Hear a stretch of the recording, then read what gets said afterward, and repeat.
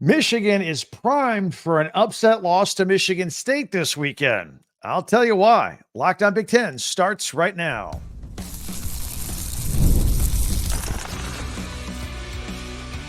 You are Locked On Big Ten, your daily podcast on the Big Ten Conference. Part of the Locked On Podcast Network, your team every day. Welcome to Locked On Big Ten. I'm Craig Shemon. 40 years as a sports talk show host and play-by-play announcer, and I want to thank you for making us your first listen each and every day. We're free and available wherever you get your podcasts and on YouTube, part of the Locked On Podcast Network, your team every day. And today's episode is brought to you by FanDuel.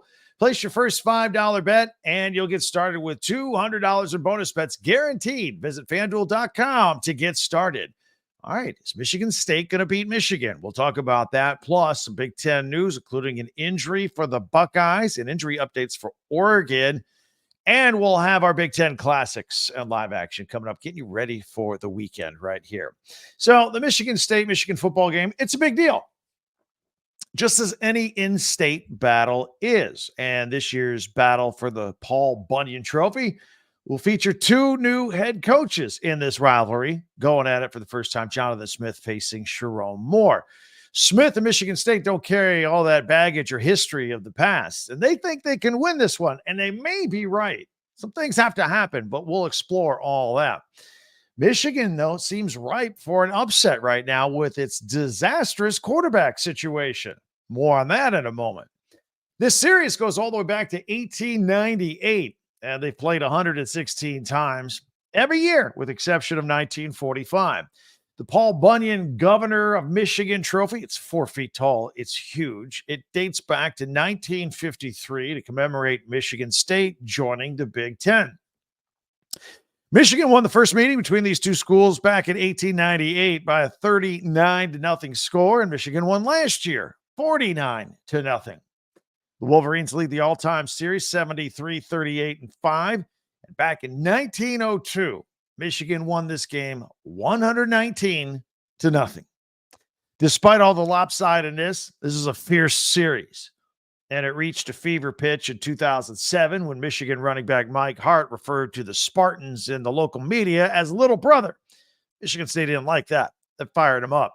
Under Mike D'Antonio, the Spartans won 7 out of 8 in this series, and that included the old famous bobbled snap by the Michigan punter for the Jalen Watts-Jackson scoop and score for Michigan State on the last play of the game, stunning everybody. That was all at the beginning of the Jim Harbaugh era back in the day. There was the pregame skirmish of 2018. In 2021, both teams met as undefeated top 10 teams. Spartans won that game 37-33. Then on maybe the ugliest side, there was the skirmish in the tunnel in 2022. Assault charges were actually filed with the police in that one. And going into the 2024 game, Michigan is a 3.5-point favorite, largely because of home field advantage here. Now, the Wolverines are coming off 2 road losses at Washington and Illinois. And their quarterback situation is a dumpster fire. It really is. And that was after having the luxury of J.J. McCarthy for the past 2 seasons. Sherrone Moore has started 3 different starting quarterbacks so far this year. Davis Warren, Alex Orji, and Jack Tuttle. And word is that Sherrone Moore is considering starting a 4th different quarterback this year. There's redshirt freshman Jaden Davis sitting out there. He's getting some consideration from what we hear. Sherrone Moore says he's doing good things. He's learning the playbook. Now, he can play 4 games this year and still keep his redshirt eligibility. We played that out earlier in a podcast earlier this week. But if Michigan makes it to a bowl game, then it's 2 weeks too early to start considering playing him. It doesn't have to be 4 consecutive games. He could play this week and then play in a couple more weeks, obviously. But once he gets through 4 games and gets a 5th game, no longer eligible. So Michigan's got 5 and a possible bowl game left. So we all played that all out. This kid's an amazing kid. He won back-to-back state championships at North Carolina. And in his final 2 years, he combined for over 7,000 yards passing and 86 touchdowns. The kid can play. Is he ready for this next level? I don't know. Does Sherrone Moore? I don't know that he knows. Although he'd be the only one that really does know. Look, Michigan needs to do something. They have the worst passing attack in the country, other than two schools named Army and Air Force, teams that don't throw the ball. That's how bad Michigan is throwing the ball offensively.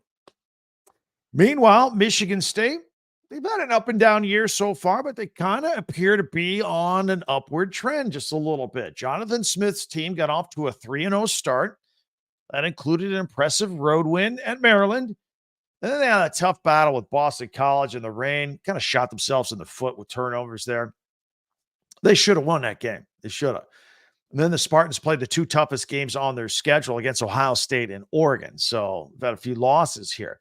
But last week, they seem to be putting the pieces together. I was a bit surprised at their performance against Iowa on Saturday night in their 32-20 win. They put up 468 yards of offense and earned 27 first downs and averaged 5.2 yards per rush on a 212-yard day on the ground. I challenge Michigan to put up 468 yards of offense with 27 first downs against almost anybody. I don't know if they can do it. And by the way, regarding that output in Michigan State's win over Iowa, 32-20, think about it. They had, was it 5 or 6? It was 6 field goals. They should have scored more. What they should have done. They got to get better red zone scoring opportunities and all that. They could score some more points. Anyway, with that kind of offense that's starting to come out of its shell a little bit, and Michigan's offense hasn't gotten off the porch yet this year. That's why I think Michigan State has an advantage in this game. Aiden Childs is their quarterback. Young kid, came over from Oregon State with Jonathan Smith. A lot of upside, great athlete, a little rough around the edges. Michigan knows what that's about. But they don't have a quarterback like him at Michigan. Again, lots of upsides for Aiden Childs. And the Spartans also have a nice freshman receiver in Nick Marsh, who already is a 2-time Big Ten Freshman of the Week.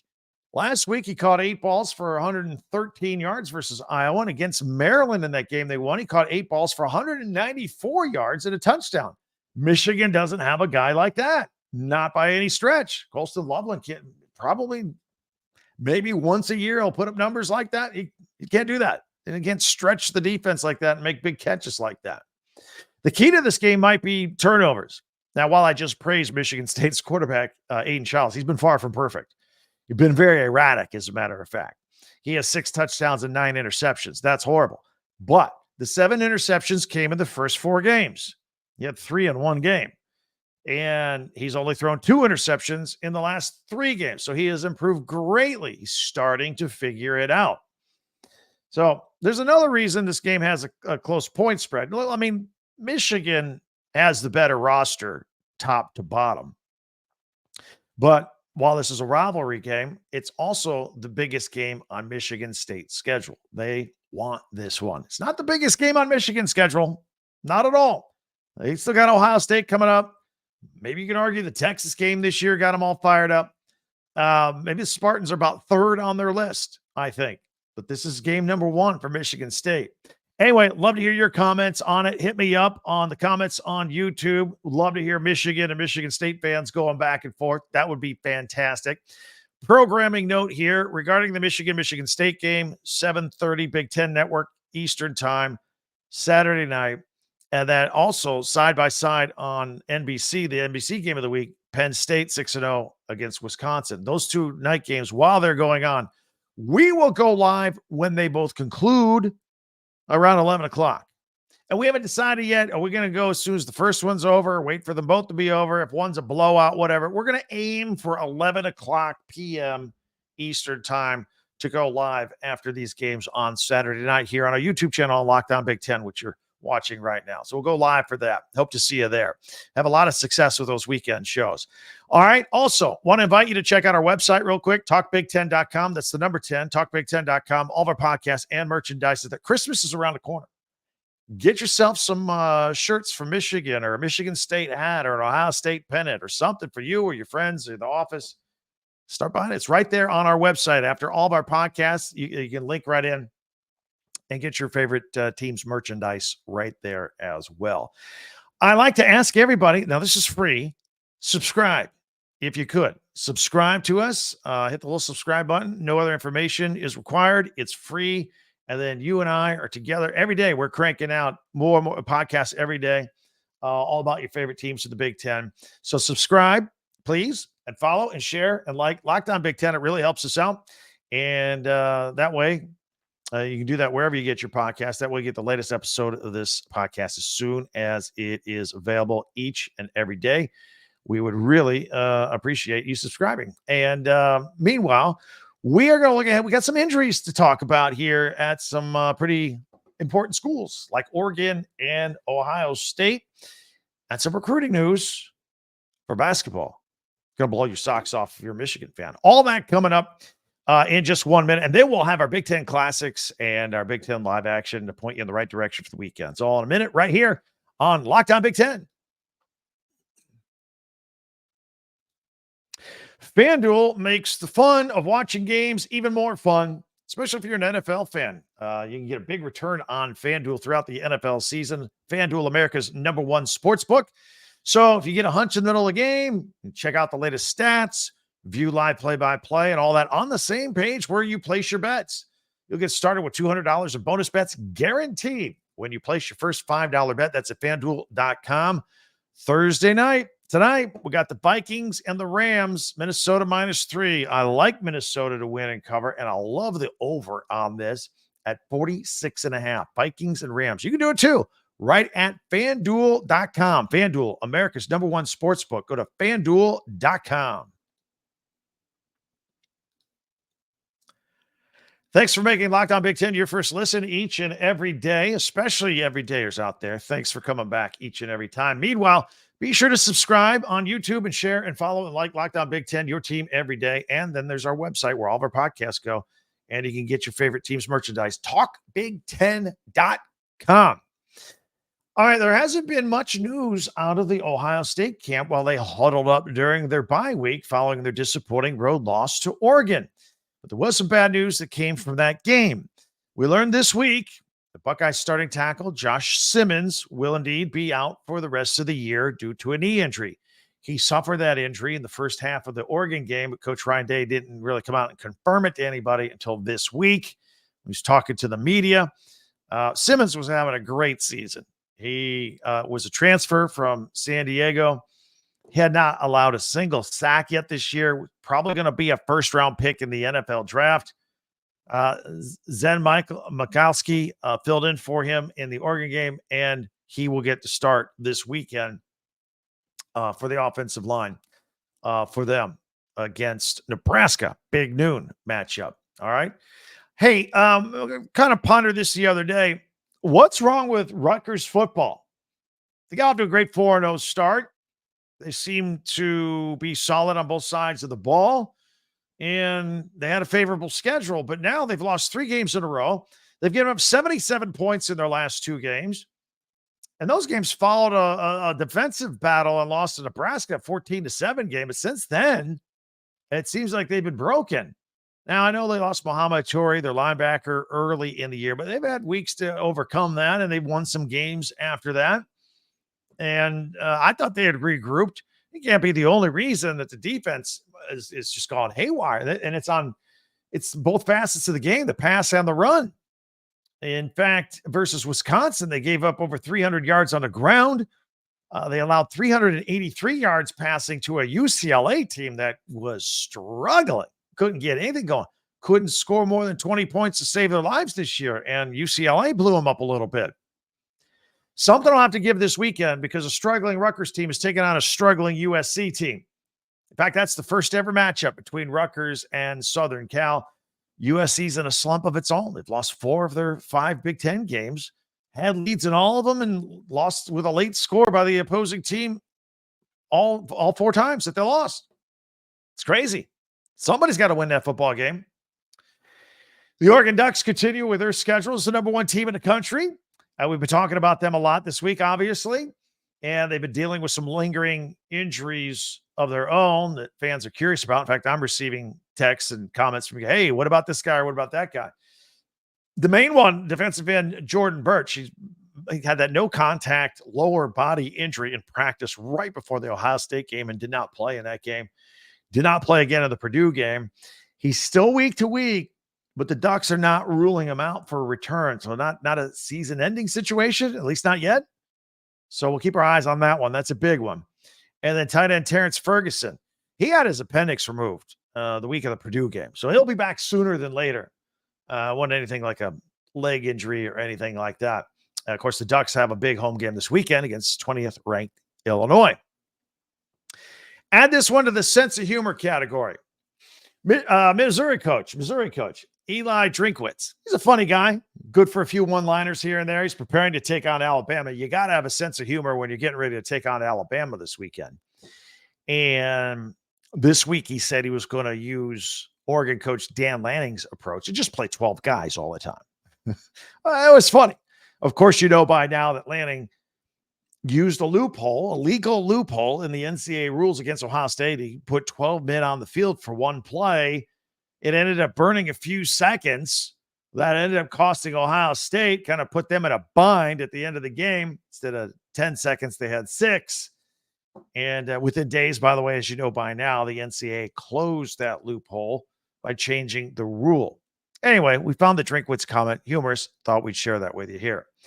And I have some recruiting news, good recruiting news. It is for Michigan basketball, not football, basketball. There's an international prospect. He's considered the top international prospect in the world. Oscar Goodman. He's coming to Michigan. He's a 6'7" power forward. He's only 17 years old. He's coming from New Zealand.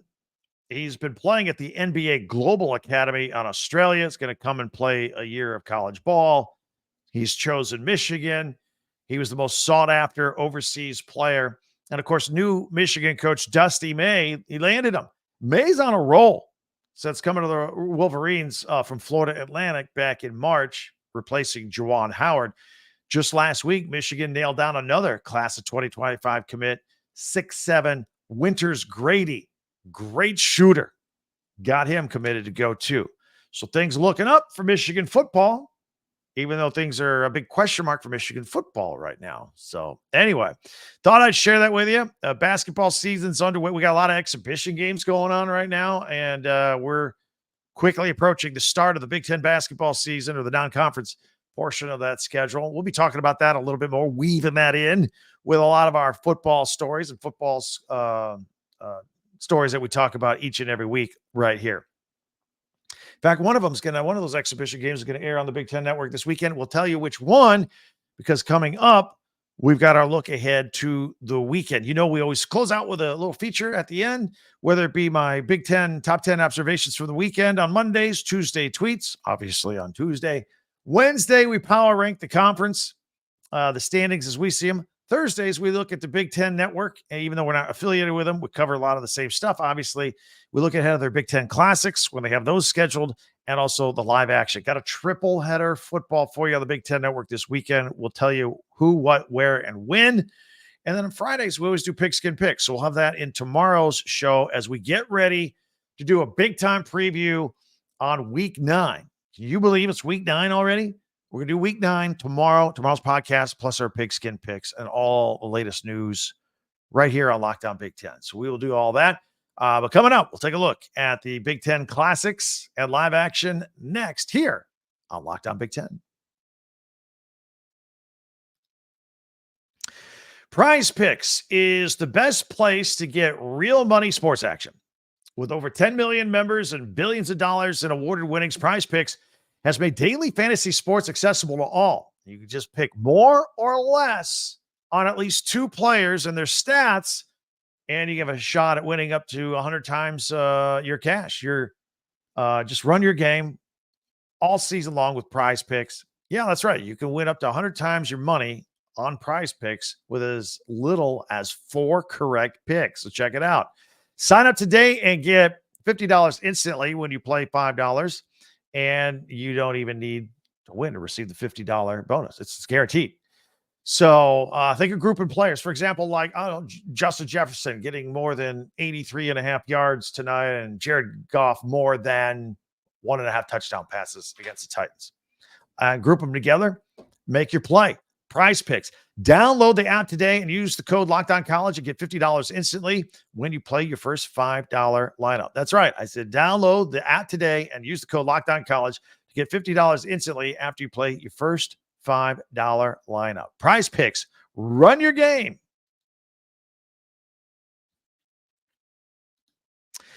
All right, let's do this. Let's take a look at the Big Ten Classics and some Big Ten live action coming up this weekend. We always look at the Friday, Saturday, Sunday schedule, and these are Eastern times. I'm going to put it on the screen here.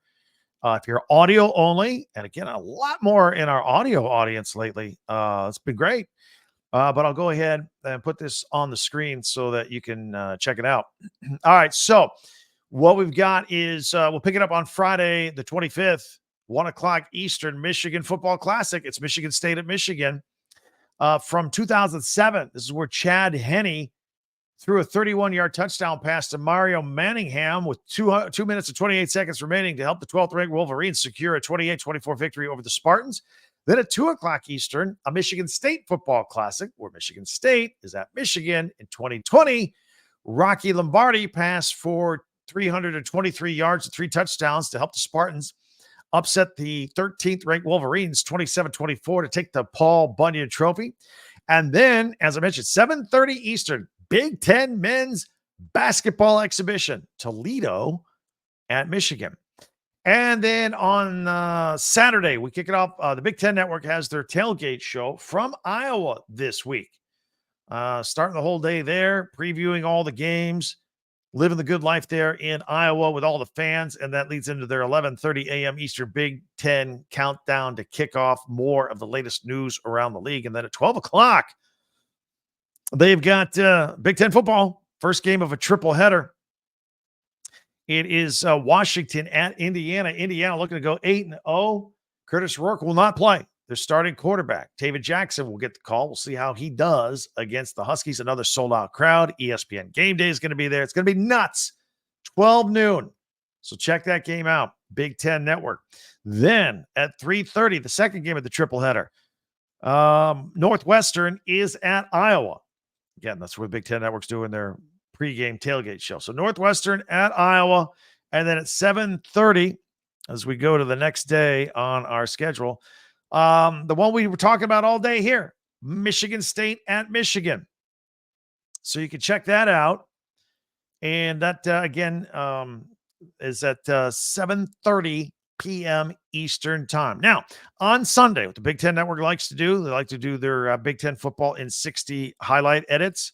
Here, it's just snap after snap after snap on the highlights, if you will, and they get all the plays in the game jammed into 60 minutes. So if you want to watch them quickly, watch an entire game in an hour. Big Ten football in 60 at noon Eastern. Nebraska is they'll have the Nebraska at Ohio State game, and then at 2 o'clock they will do the same thing for Illinois and Oregon. So a couple of great ones to start your day off there at 5 p.m. Eastern. We'll replay all those highlights in 1 hour of the Michigan State at Michigan game. 6 p.m., Penn State at Washington. We'll talk a little bit more about that game tomorrow in our Week 9 preview, all of them actually. And then a replay at 9:30 of the Washington at Indiana game. And they'll replay all these throughout the day and throughout the week as well. These are just the first times they air. Just wanted to share those with you as well. Big Ten Classics and Big Ten Live Action throughout the weekend. It's going to be a big weekend. Again, I can't believe it's already Week 9 of the college football season, the Big Ten football season. So now it's the push for the playoffs. Who 3 teams getting into the 12-team playoff, or 4 teams going to do it? You know, you got Indiana ranked at 13th, but you got Illinois ranked 20th, but Illinois with wins against 3 ranked teams got a good resume. It's going to be interesting to see how all that plays out.